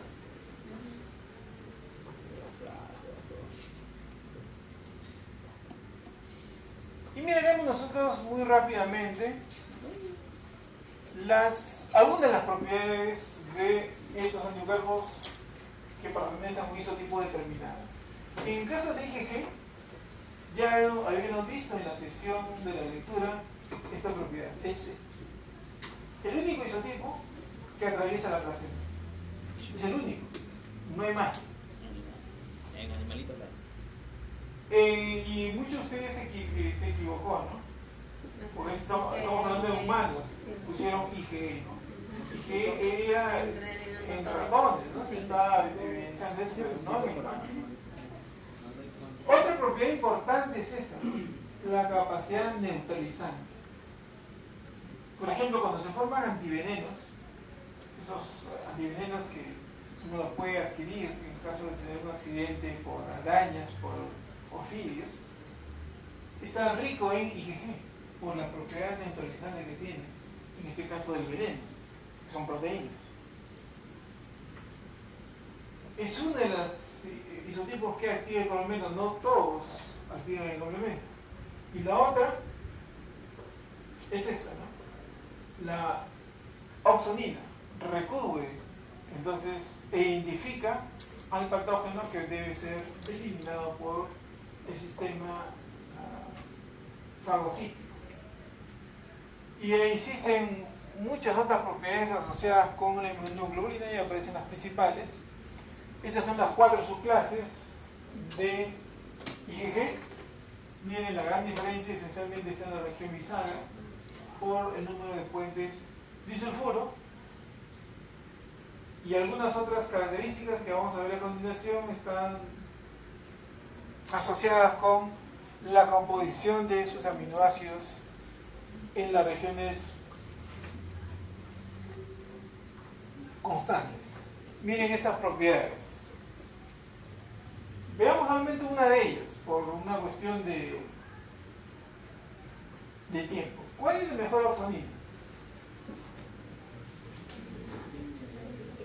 ¿3? 1 y 3. Miren que la 4, nada, no tiene, voy a optimizar. Después, activación de complemento. 4 nuevamente. ¿Cuál es la que tiene mayor concentración? Y con eso concluimos. La 1. Sin embargo, para algunos procesos, ya lo verán, espero yo en el siguiente curso, para algunos procesos, el mejor marcador del proceso infeccioso es detectar IgG4, a pesar que esta es la que tiene menos concentración. Llegarán en ese momento ustedes a su curso y le preguntarán a su profesor o profesora por qué eso es así. En IgM es habitualmente la primera en producirse frente a cualquier proceso infeccioso. La excepción, y eso ha sido algo, no siempre, pero algo que apareció inusualmente, es con la COVID-19. Uno pensaba que lo primero que siempre iba a detectar era IgM, pero en algunos pacientes se ha detectado primero IgA, con lo cual es el dogma de que la primera inmunoglobulina en detectar 6 IgM, ya esta última pandemia nos ha revelado que no siempre es así, pero por lo general es IgM. Y entonces en algunos procesos, si la infección hay que diagnosticarla pronto, el clínico va a solicitar al laboratorio la detección de IgM, porque es el marcador de que el proceso se ha producido recién. Si el proceso tarda, sigue siendo agudo, pero tarda un poco, yo lo que detecto ya no va a ser IgM, porque los IgM de repente ya comenzaron a caer, sino lo que voy a detectar es IgG, IgA o Ig o todas ellas juntas. Para ello ya se ve el curso, la cinética en cada enfermedad de los anticuerpos. Es otra de las que activa el complemento. Y de IgG no tenemos mucho que hablar en realidad, porque ya lo hablaron ustedes en la sesión correspondiente. Este secretor también fue una de las receptor fue una de las preguntas del examen, donde la mayoría de ustedes se equivocó. Receptor responde IgG, que permite que de la lámina propia pueda ser pasada la IgA hacia el núcleo intestinal, donde va a cumplir la función de protección sobre todo de mucosas, tanto intestinal como a nivel del árbol respiratorio superior. Profesor, ¿y esa no puede ser la causa por la cual aparecía el IgA antes del IgM en el COVID? Porque está... No, porque ese está no solamente en el COVID, está presente en otros procesos, ¿no? Por ejemplo, en una influenza, la primera aparece el IgM y no IgA. Y igual, tiene la misma ubicación y todo. Realmente no se sabe muy bien por qué se produce en primer lugar, en algunos casos, no siempre, ¿no? IgA, en el caso de los pacientes que tienen COVID. La Ig es la inmunoglobulina que se encuentra en menor concentración en el humano, se asocia con protección contra parásitos o enfermedades alérgicas. Miremos nosotros aquí. Esta es una tabla que ustedes tienen que estudiarla y miremos algunas características, un par nomás. Lo único que cruza placenta dijimos IgG, ahí está, muy claro. La otra característica que sí quería yo gastar 30 segundos era la segunda característica, la vida media. Entonces una persona la diagnostican y pasa un mes, 2 meses y sigue teniendo anticuerpos. Algunos tienen la idea de que esos anticuerpos los tuvieron desde el inicio, ¿no? Como si los anticuerpos viviesen pues 1 mes, 2 meses, 3 meses, hasta que se determine la enfermedad. Yo sigo teniendo los mismos anticuerpos y eso no es así. Los anticuerpos, como cualquier molécula de proteína, tienen tiempo de vida, que puede ser muy corto o puede ser relativamente largo, pero no excede el mes. Entonces, si una persona tiene durante un tiempo relativamente largo anticuerpos, es porque se están produciendo los anticuerpos, se están generando, se van destruyendo, se van creando nuevos. Mientras hay anticuerpos, probablemente está el estímulo, que le dice que va disparando a que el individuo siga produciendo anticuerpos. Cuando el estímulo cesa, probablemente ya yo voy a tener un tiempo en el cual los niveles van a ir bajando hasta llegar cerca a cero. Pero eso también es un tema importante en el diagnóstico, porque pueden haber individuos que tuvieron hoy día estamos 8, un proceso infeccioso, hoy día inició, termina el 8 de mayo y puede llegar el 8 de abril del próximo año y seguir teniendo anticuerpos. Ya se curó, pero los anticuerpos pueden seguir siendo producidos a menor tasa, pero siguen siendo producidos. Y eso es lo que a veces genera problemas en el diagnóstico, porque a esos individuos que están sanos se les sospecha un proceso y revelan anticuerpos pasados, puede confundirse que tienen todavía el proceso pasado o se reactivó o volvió a infectarse como el mismo agente. Y entonces la cinética es importante en el diagnóstico. Y hay algo que yo les dije, creo que en la primera sesión, sobre la persistencia de los niveles de anticuerpos. Bueno, esta es una publicación del año 2007. Esto es un modelo, son modelos teóricos. El modelo teórico, vamos con tétanos, revela que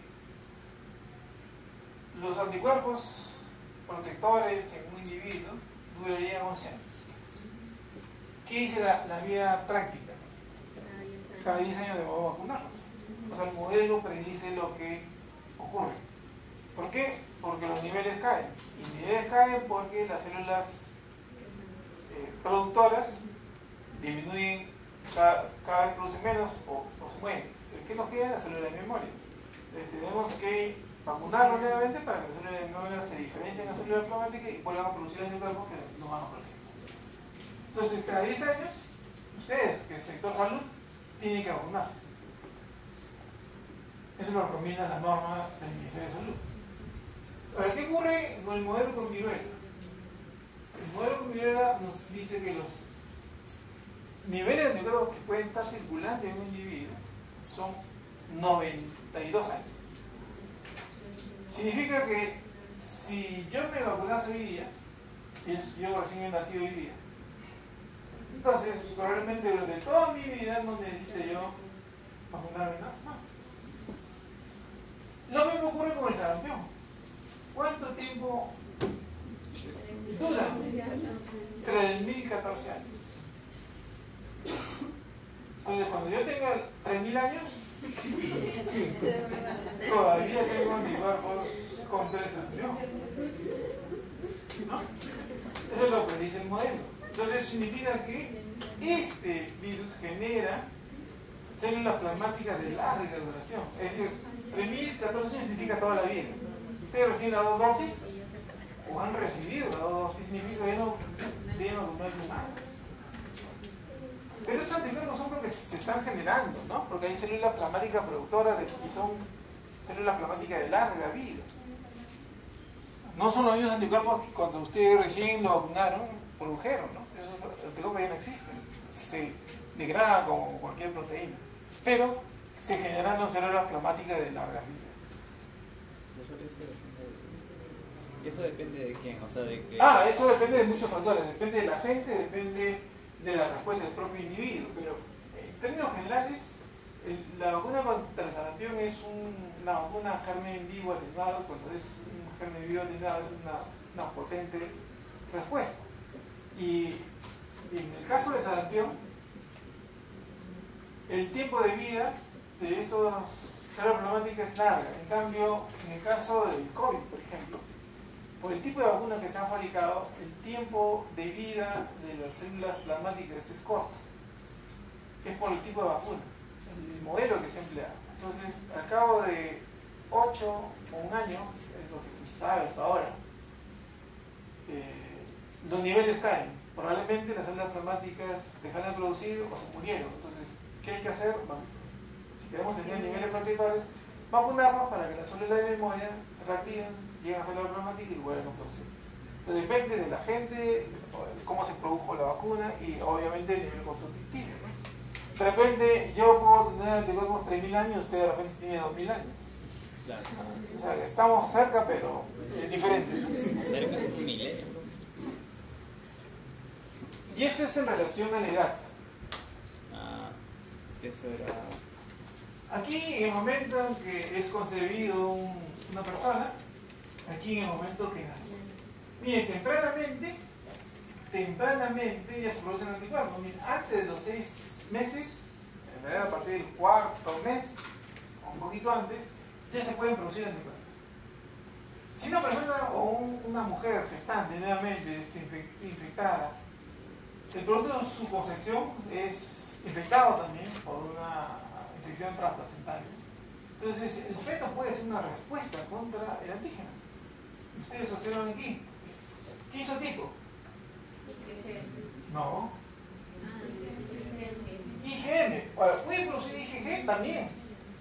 Pero ¿cuál le sirve para el diagnóstico?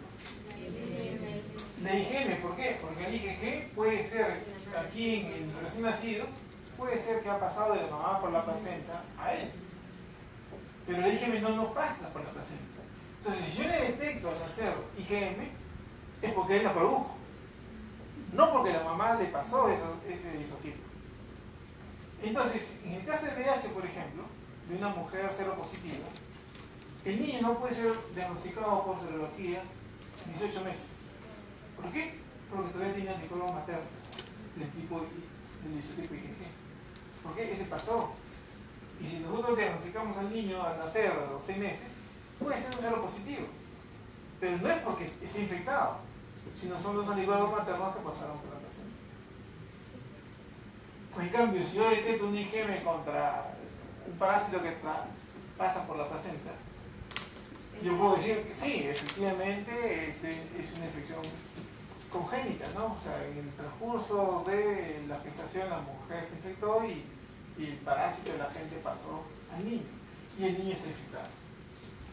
Porque es IgM, o puede ser IgA, puedo detectar también IgA. Entonces, esto es muy relevante nuevamente para el diagnóstico.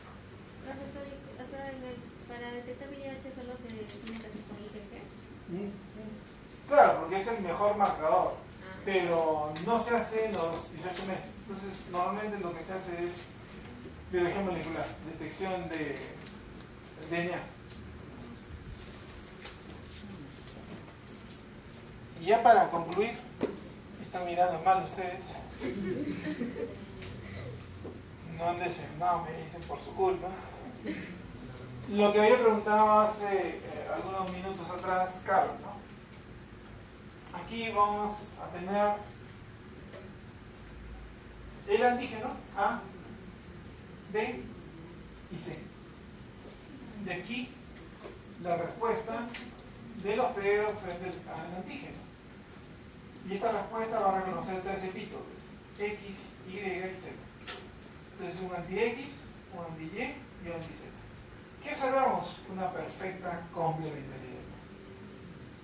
De la respuesta de este hospedero o de este individuo por el antígeno. ¿Y qué va a reconocer?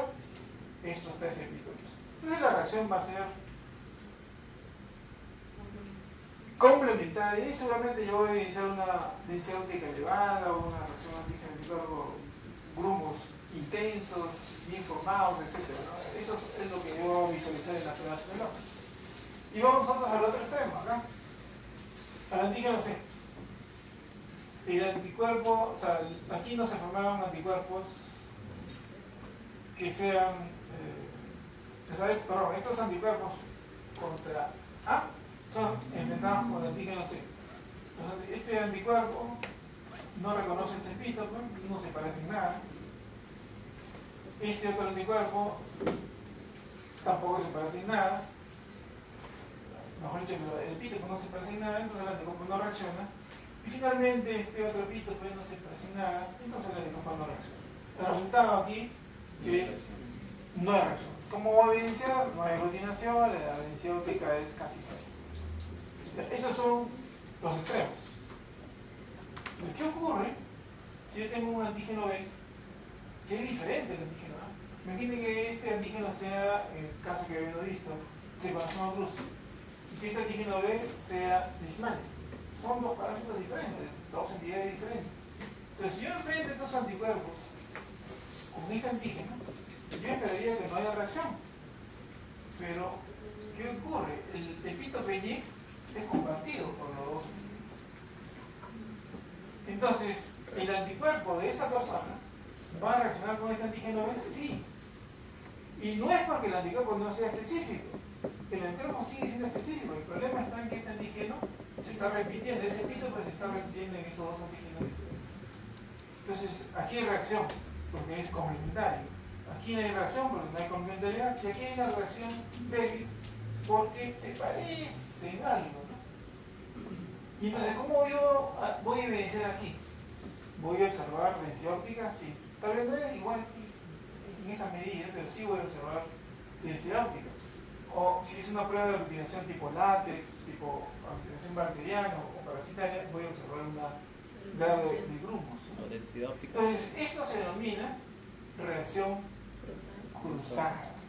Entonces, ¿de qué va a depender? ¿Del anticuerpo?